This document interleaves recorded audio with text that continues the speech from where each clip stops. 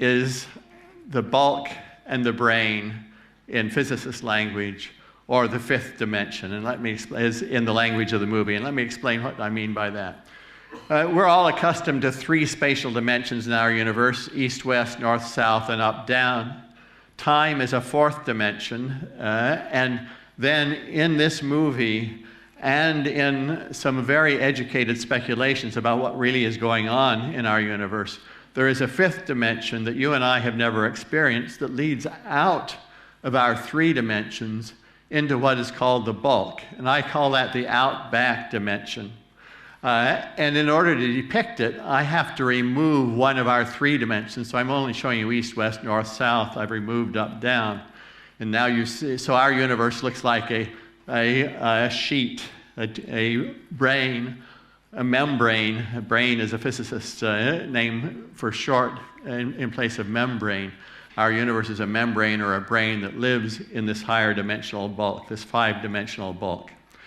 In string theory, there are higher dimensions, and there is reason to suspect that one of these higher dimensions in string theory is a big macroscopic-sized dimension, which might even be big enough for human being activity in a science fiction movie. And that's what we presume in this film. I'm going to, on my slides, whenever I have a slide, it has some science in it.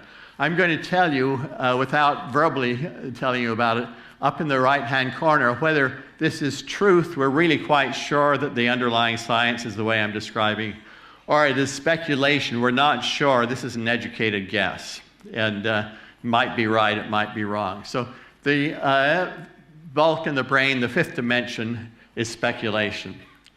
Now, the wormhole plays a major role in the movie. This is not the wormhole you see in the movie. This is the one that I played with as a child, the apples from the apple tree behind my home, growing up in Utah in the United States. Just imagine you're an ant, you live on the surface of this apple, that's your whole universe. It has two dimensions, but there's a third dimension that is your bulk that leads through the interior of the apple.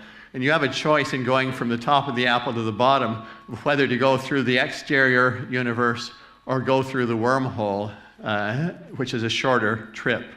So that's where the wormholes get their name. And this is a visualization then of the wormhole in Interstellar. You have Saturn here. The wormhole has one mouth that is near Saturn, an entrance. There's the core of a very distant galaxy, 10 billion light years away. And it has an entrance to the wormhole, and we have a choice of traveling through our universe on our brain 10 billion light years. So even traveling at the speed of light will take 10 billion years, as measured by anybody in the universe except you. If you move fast enough, it takes a lot less because of the warping of time for high-speed persons, observers. Or you can go along the surface of this wormhole to get in just a short distance, say a few kilometers, up to that very distant galaxy. And so this is the wormhole as seen from the bulk. In the movie, there is a set of characters who are normally called they in the movie, a very reverential they. At one point in the movie, very near the end of the movie, Cooper refers to them as the bulk beings. And this is characteristic of Christopher Nolan's films. Secret little bits of information will be somewhere in the movie, typically not at the place in the movie where you most want that piece of information. And you have to go back and see the movie 5 times or so in order to catch all these little bits of information. That's why this movie, perhaps that's why this movie sold 100 million tickets. This is the shape that Christopher Nolan chose for the wormhole in Interstellar. It's 2 kilometers across, and it is flares out, and this is the upper part of the universe in that diagram where the distant galaxy is. Saturn is down here near this mouth. Now, this is not the way you and I see the wormhole. This is the way a bulk being who lives in the bulk would see the wormhole. In order to figure out what you and I would see, Eugenie von Tunzelmann, who is the leader of the artistic team working with Paul Franklin, she and her team made paintings of the stars, the gas clouds, the nebulae, the dust clouds of this distant galaxy, this alien galaxy, which she put up here at the end of that mouth of the wormhole.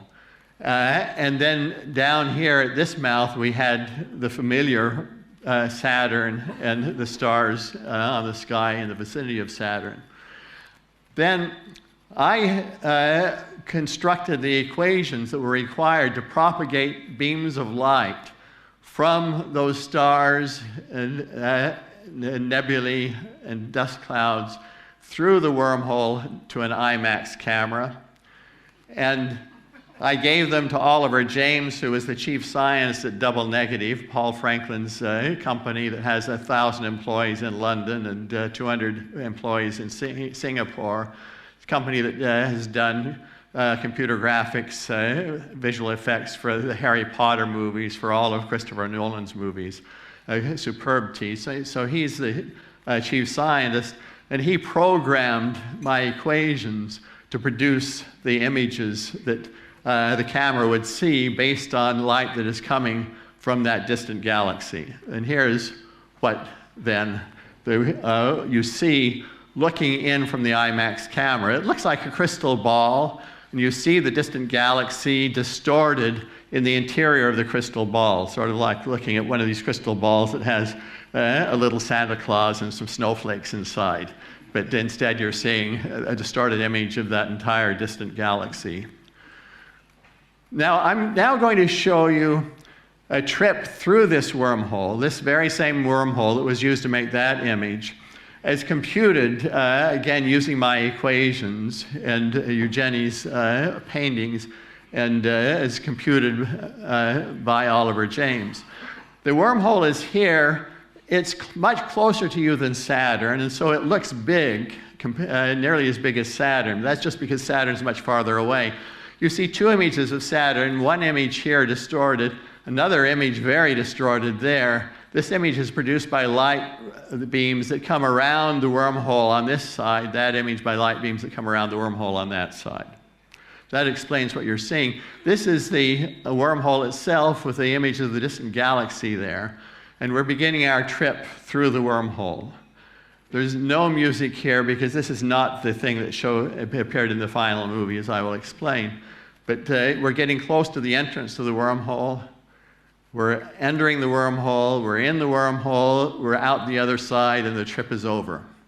Now, wasn't that exciting?